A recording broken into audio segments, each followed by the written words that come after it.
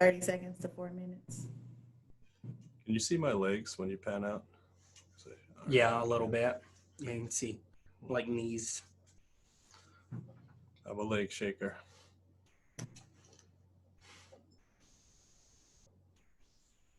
Sounds like it. Yeah.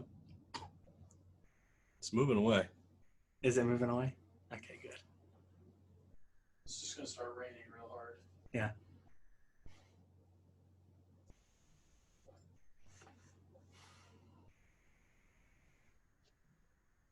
Phones are pretty good these days. Amazing. Well, I was on a Zoom call I had a similar setup the other day and lost power. And I went straight to my phone. I think we'll be okay.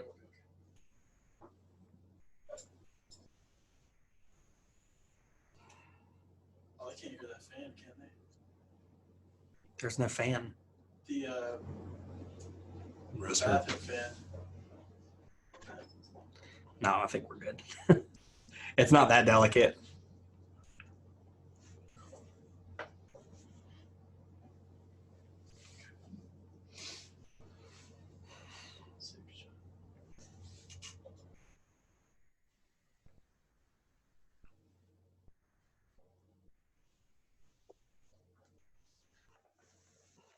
Oops.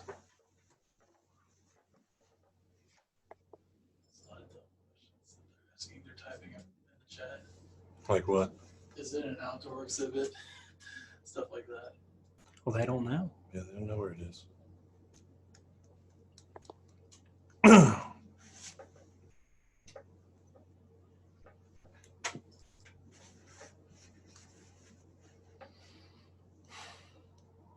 That's a neat close-up. Oh, yeah. That's in the dock. When I started molding that piece, I immediately regretted how so many of the figures are completely out of the surface. You say in the dock, you say that's the most complex one. Oh, yeah, by far.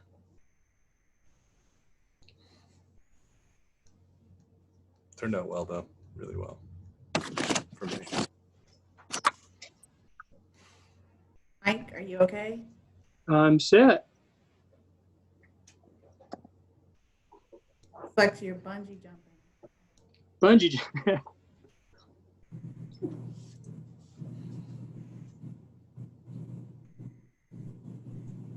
Getting your exercise in while we're waiting. My exercise in, getting my stretch, because, you know, we're going to be sitting here for a while. Yeah, that's true. Let's do a little stretching. Little twists. A couple jumping jacks. They'll go live and me and you're in here just Push-ups. working. It's like, what are they doing? Artists. Artists. Knew it. Weird artists. Apparently the Stand video by. guys are- So we got about a minute here. Oh, okay. Another minute. I feel like in the comedies all of a sudden. Have you ever seen Leslie Nielsen, Naked Gun? It's been a long time. Remember, he has like the mic on. He goes to the restroom. Oh, yeah. Thank you again for joining us for this sneak peek at Alabama in the Making. Thank you also to our partners at the Alabama Bicentennial Commission. If you didn't see the note earlier, the documentary premieres this coming Sunday, August 16th at 2 o'clock on Alabama Public Television. And you can also watch it online at aptv.org. Now, I hope you'll stay with us for an exciting opportunity to talk with the filmmaker, George Edmondson, artist Caleb O'Connor, Dorothy Walker of the Freedom Rides Museum in Montgomery, and Elliot Knight, Executive Director of the Alabama State Council on the Arts. They will be happy to take your questions if you'll type them into the chat. And with that said, let me turn it over to Elliot and we'll get started. Great. Thanks so much, Mike. And good evening. Thanks so much for tuning in, everyone. And we'd like to welcome you to this live panel discussion. I'm joining you from Montgomery and also live from the Freedom Rides Museum in Montgomery. We have Dorothy Walker, who's the site director for the Freedom Rides Museum, which is a historic site of the Alabama Historical Commission, which is the State Historic Preservation Office. Live from Tuscaloosa, we have the artist Caleb O'Connor and the documentary creator, George Edmondson of Seed Creative Video Production. So Feel free. We've got a couple questions we'll go with first, but keep the questions coming in the chat, and we'll circle back around to them here shortly. Want to give just a little bit of background about the park before we kind of move to our panelists. As you saw, it tells a lot of stories about Alabama history, but the original idea to have a park on the site where what is now Bicentennial Park was over 20 years old. But there had never been a park achieved there, and so it really wasn't until we started really getting into the Bicentennial that it really kind of morphed and picked up steam early in 2017. And so by the fall of 2017, the Alabama State Council on the Arts, where I'm the executive director, we put out with the Bicentennial Commission an RFP seeking sculptors to create this park and this monument. And so ultimately we had a panel of experts who ultimately chose Caleb and his team to create this park. And so they, by the time the commission was awarded, had about 2 years to work on the park. And that may sound like a long time, but as you'll hear when you learn more about the process, we really pushed that timeline, and it's amazing to see what was accomplished by the artists. So the park really evolved over time and during that time period, and became better and better. The more ideas that came to the table, the more Caleb worked on the concept. It really just evolved into what you see now, which we're all very proud of. But it was a very collaborative process. It was very different than just one artist kind of having a vision and then turning that into something. So there were many dozens of people involved. And so we certainly had the artist, Caleb, who you'll hear from shortly. But we also had a park oversight committee that had representatives from various state agencies who was kind of tasked with the responsibility of making the park happen. And then we also had an advisory committee of outside experts and some other state experts to really give feedback and work with the artist. So we would get sketches, and then the advisory committee would review them, give the artist feedback, and then he would go back and revise those into the concepts that eventually became the bronzes you see in the park.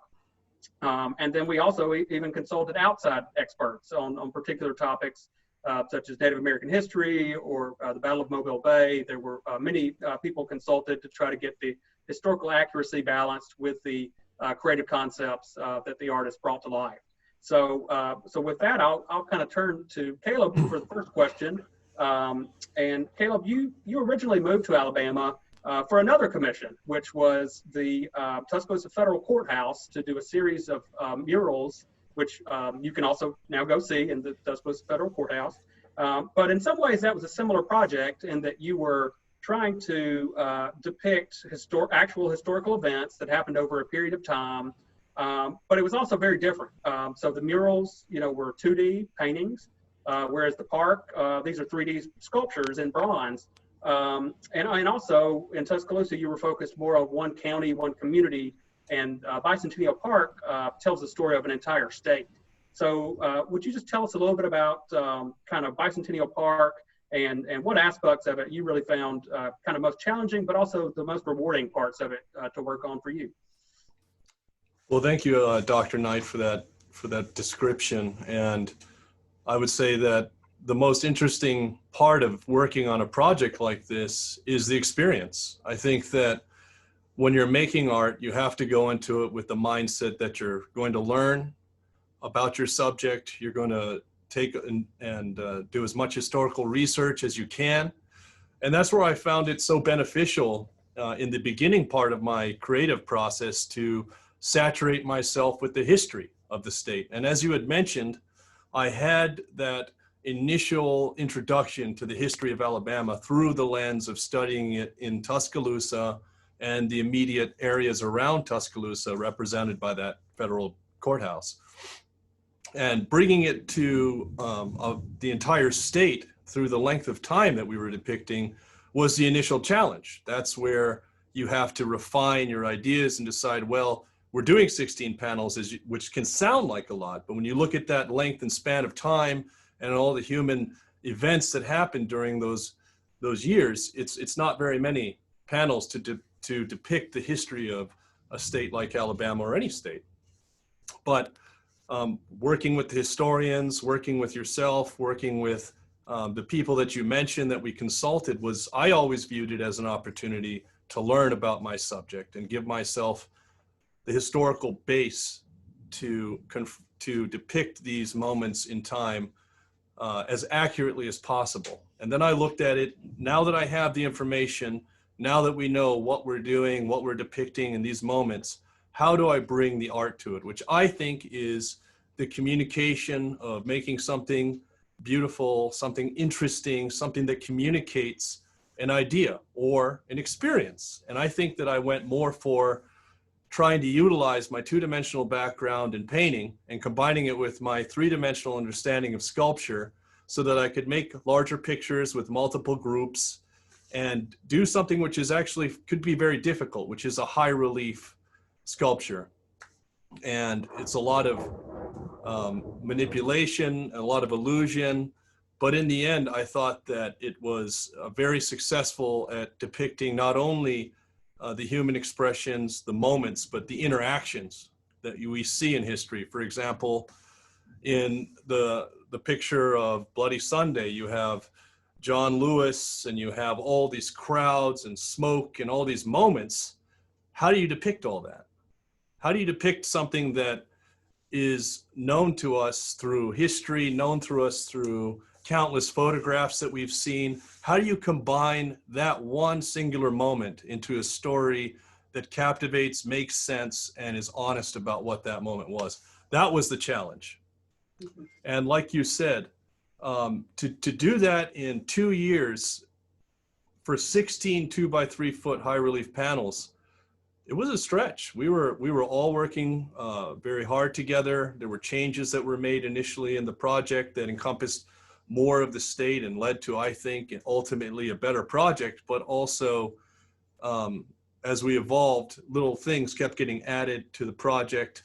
But in the end, I think that we were able to create something magical, an experience for any age to go and walk into this beautiful quarter-acre semicircle in front of the Capitol building in Montgomery, and to be able to experience these historical pieces during a walk, starting chronologically from the Basilosaurus and the Mosasaur, working all the way up to the perspective we've gained through the space station, the International Space Station. So just to sum it all up again, the beautiful part of this project was the experience of getting to learn, of getting to be part of this project.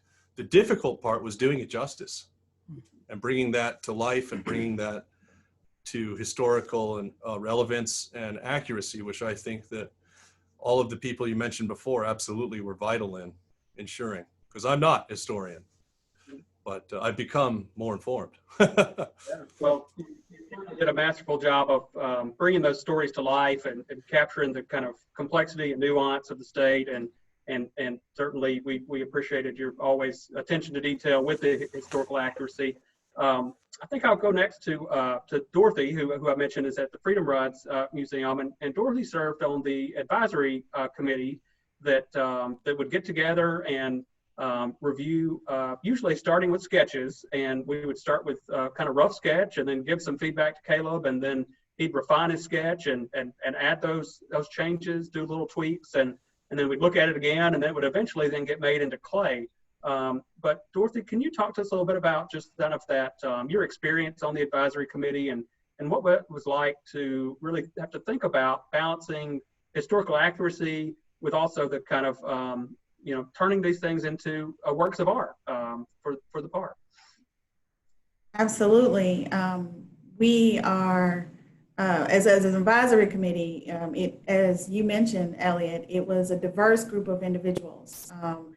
People from across the state, diversity in backgrounds, people who have been involved and immersed in Alabama's history from all different aspects of it, from its historic places, like the Alabama Historical Commission, to the historical artifacts and documents, like the Alabama Department of Archives and History, to historians from the four-year universities, and it was just a diverse group of people who really have spent their careers, their lives, either as Native Alabamians or immersed in Alabama's history.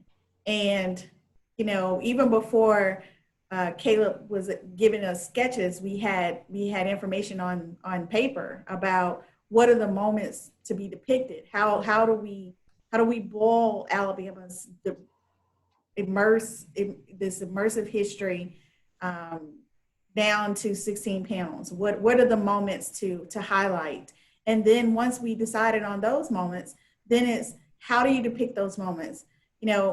I think for the committee, looking at some of the more recent history was there was a sense of relief because we had images to go along with that, but also to try to capture the emotion of it, even though we had imagery.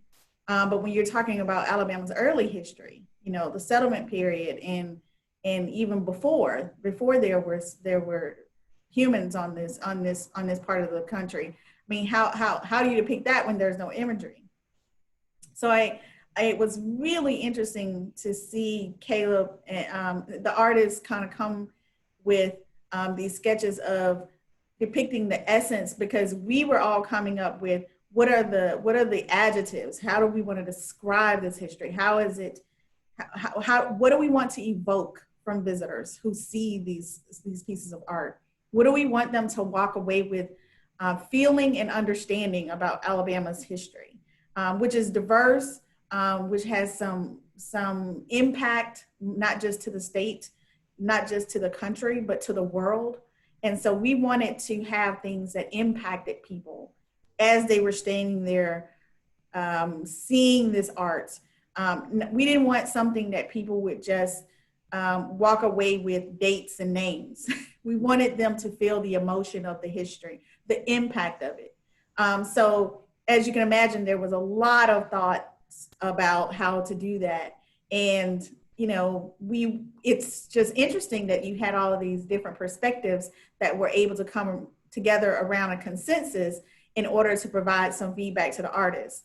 And I for one, learned a lot from watching the artists take our feedback, which in some ways could be very all over the map. Maybe show more emotion on this, maybe less emotion on that, maybe make this more authentic.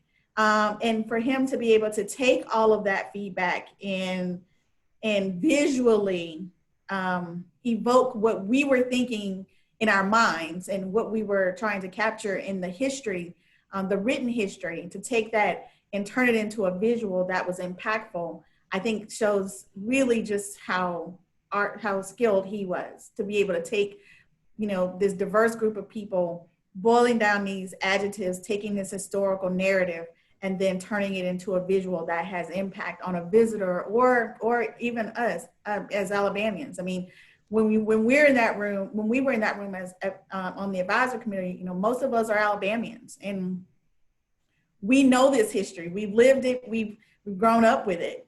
But to see it kind of come to life in a three-dimensional way really has a lot of power to it. Because and then to be put in a place in the shadow of the Capitol, where so much of Alabama's history has played a role in. It just all came together very organically, but in a way that I hope people will understand that the process really was trying to create impact on the person viewing this art. So it was about the power of the place. And because people anywhere, everywhere can learn Alabama's history anywhere, everywhere, in their own homes across the world. But when you're standing in front of Caleb's art, seeing the emotion that's depicted in those pieces, in the shadow of the Capitol and in the capital city, I think there's a specific feeling that's evoked about the weight of Alabama's history, just how much everything here has helped to change who we are as Alabamians, who we are as Americans, but also has had an impact across the world. And that was a really special thing to be a part of in terms of the advisory committee. Great, thanks, Dorothy. As you kind of mentioned, there were a lot of different opinions, and we purposely had people with differing opinions that were part of that. And so I know that was a challenge sometimes for Caleb to kind of figure out how to then translate that. But ultimately, your input and the input of the advisory committee made the project so much stronger and added so much richness and texture to the stories that were told. And another thing you kind of pointed out, the 16, you and Caleb both actually, that 16 panels is not a lot of real estate to tell the story of a whole state. And so it was certainly a challenge to get those narrowed down. And luckily we had the good folks at the Alabama Department of Archives and History did a lot of work and research in helping determine some ideas for our kind of ultimately what became the 16 panels. And we really, the commission really tried very hard to have something from each part of the state. So we certainly don't have every city represented, but we tried to have stories from North, Central, South Alabama, so that anybody who visits the park from anywhere in the state will find something that is a story from close to home. So speaking of stories, I want to kind of now pivot over to George Edmondson, the documentary creator.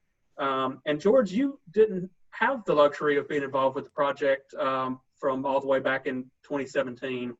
You came in kind of after a lot of things were in the works and had started happening, but ultimately did an incredible amount of work to capture the story of the creation of this park. So can you talk a little bit just about why you feel this was such an important story to tell, and some of the things that you kind of learned along the way that as part of the Bicentennial Park documentary?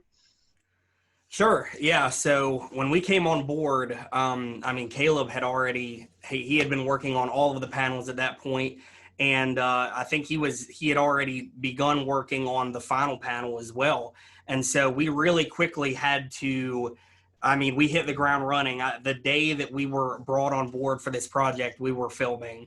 And I know y'all keep saying 16 panels. It's not a lot to tell the history. That is true, but that's a lot of little mini stories that we had to tell in a really quick amount of time. What was also really cool about the fact that there were 16 panels is that we got to do a ton of traveling. And so we went to as many of these locations as we possibly could to get some backstory so that when the viewer watches this documentary, they understand what it looks like. This panel was set in Huntsville. Well, we have shots of Huntsville and we have shots of people in Huntsville. We have shots of people that, as you saw in the preview, people that worked on the Saturn V and the International Space Station and stuff like that. But yeah, when we came on, we didn't know a lot about it. We were just like, hey, there's an artist down the road from you here in Tuscaloosa. We're based in Tuscaloosa as well. They said, can you do a documentary? And so we immediately went over and met with Caleb and found out how big of an undertaking this was. What was really fun for me is, I'm an Alabamian as well. I'm from Alabama, and I had heard most of these stories, but that was really it. I had heard that these were stories. I didn't really know a lot about them. So as a filmmaker, it was a lot of fun for me to do the research and then also look at the research that had been given to Caleb. And I got to learn so much about Alabama. That was, I think that's probably the most rewarding for me as well, is just learning these stories and knowing how much of an impact Alabama has played literally on the world. We came in this documentary kind of with a 2-storyline process. So we wanted to follow Caleb and his story, which is happening now in real time, and we didn't fabricate any of the conflict with timing to make it all happen. There were some moments where I'm filming and I'm like, Caleb, are we good? Are we going to make it? But, obviously we did. But we wanted to follow the now, but then we also wanted to tell the history behind each panel. So we came up with this concept of storyline A and storyline B. Storyline A is what's happening now. Storyline B is our history. And then we just kind of we weave in and out between what's going on, and then we show a few panels, and then we come back to reality and see what's going on, where the processes are, and then we go back into history. So it was a lot of fun. It was a challenge. We got to work on it. We came in and we got about a year or so to film the process. And I mean, I had a blast. George, follow-up question here. We have a question from the audience that was, how many hours of filming did you do to go into this documentary? Oh my gosh, that's a fantastic question. I need to look for anyone that maybe this will help. It's about 12 terabytes of video footage. So however much that is, I lost count a long time ago. You know, we came into this, you know, I'm really passionate about storytelling. And so we were like, I kind of didn't keep my hours, to be totally honest. I was like, whatever it takes to tell the story. And so if we decided we needed to drive to Huntsville and spend 2 or 3 days filming in Huntsville, we just did it. And we didn't really look at the clock. We just hit record and did what we had to do to tell as much of the story as we could and get as much content as we could to keep it interesting, to keep it flowing, because ultimately, you know, we want to entertain people with this documentary, but we also want to educate, we want to inspire, and most importantly, we want them to go and visit the park. And so with that said, I don't know. I'm sorry, question person. I don't know how many hours. It's a lot. It was a lot.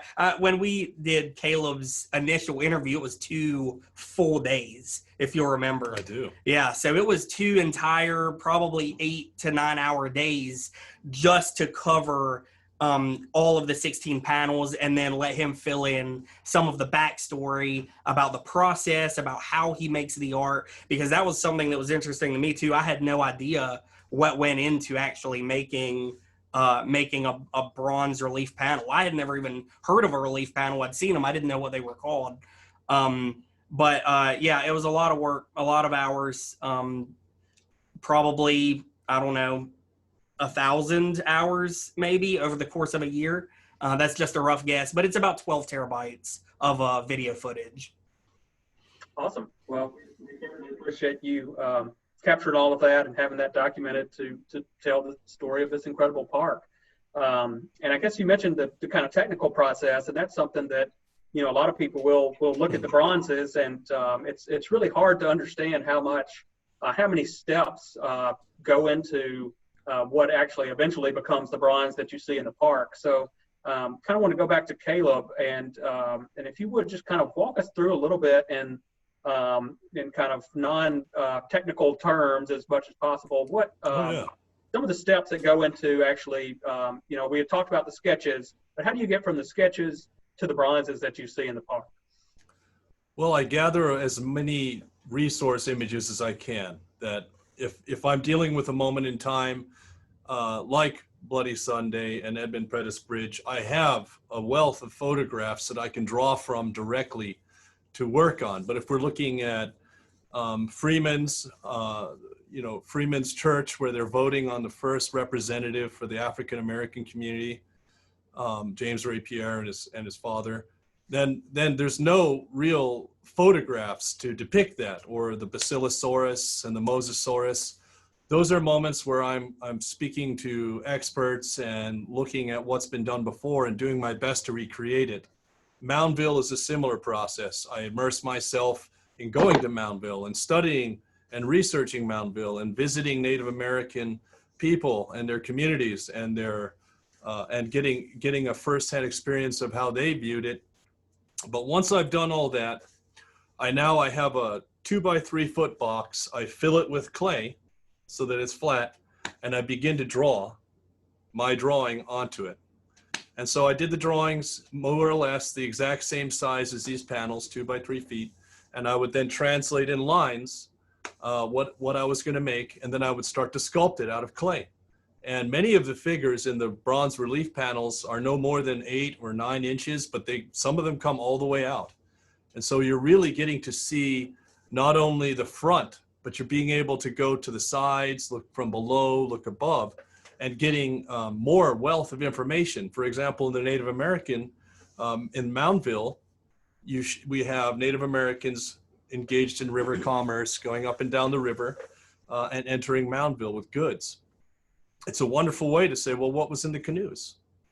and to depict some of the artifacts, to depict the pottery that they were renowned for, to depict some of the foods that they would have been eating, to depict the way that they were dressed. So once I know all of those things from my research, I sculpt them as realistically as possible in clay.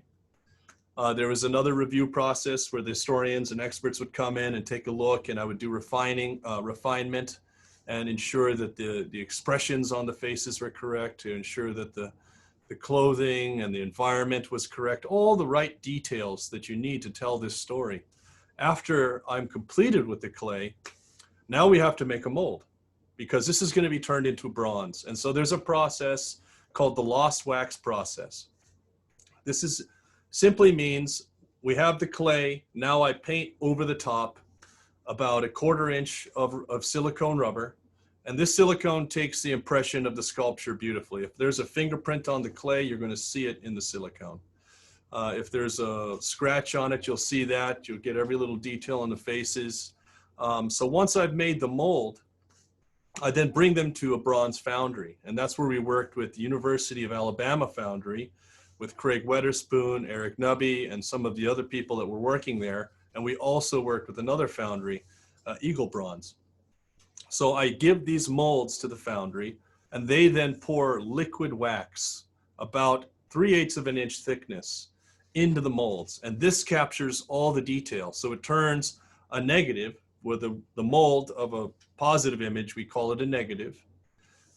But it has all the detail. And as soon as you pour that wax, or if you put resin in there or anything else, you then pull out an exact reproduction of my sculpture. The wax is then immersed into what they call a ceramic shell mixture, which is essentially a liquid slurry that hardens and is heat proof. It won't melt, it won't do anything like that. So now you have this wax sculpture encased in this fireproof and heat proof substance that retains its form. You put that in an oven, the wax melts out, leaving an empty void, and then bronze is poured in to replace it. It's more complicated than that, but that's the simplest version of explaining that process. But it's how we've been making bronze sculptures for the last 6,000 or more years. Of course, there's refinements and new technology to help us do that, but the basic principle is essentially the same.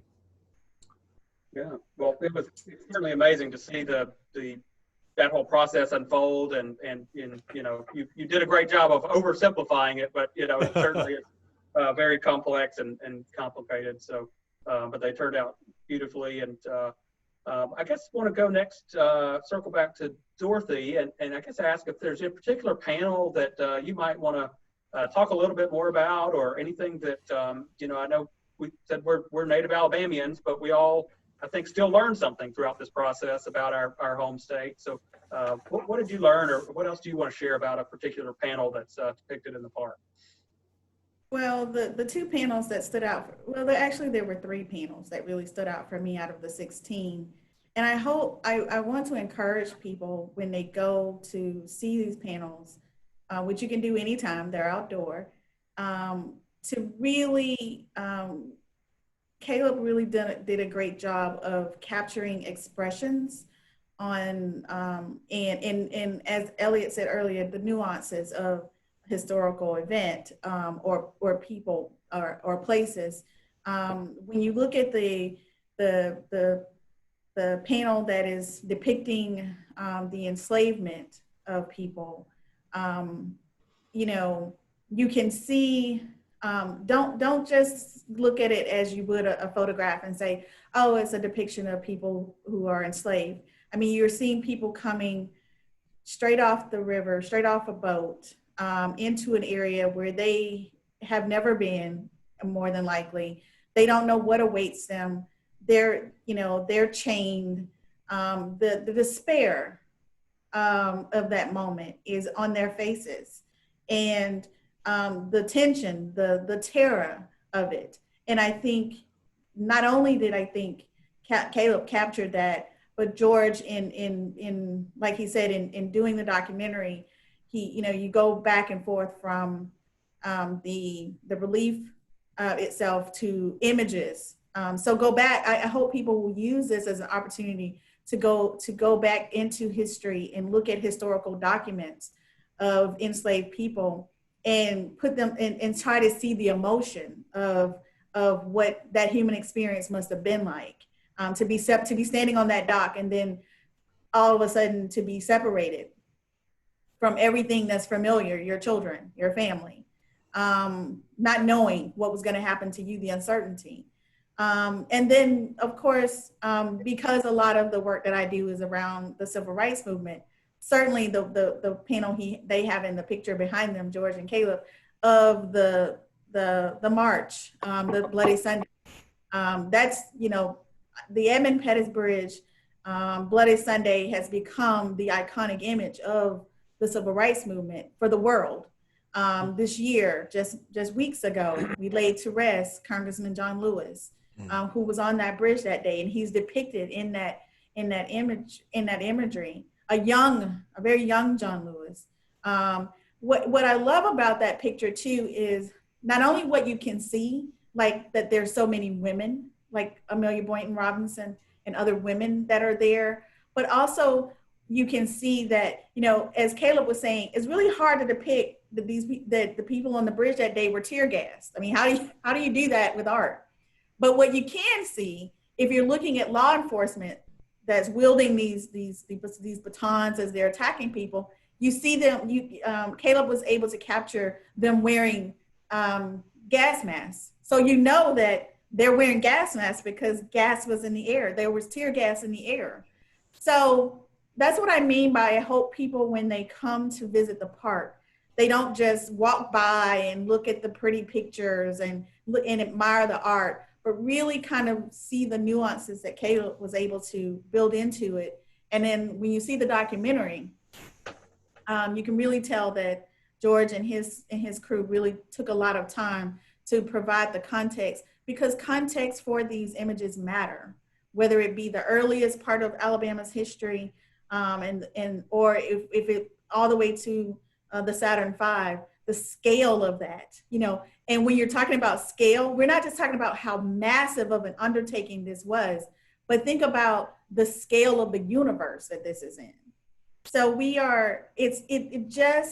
the art and the history come together in a very powerful way to help, like you said, even Alabamians like ourselves appreciate more our own history and the context behind our history, the authenticity of the places and of the people that made up this history, and how this is seeped into us, into our DNA as Alabamians.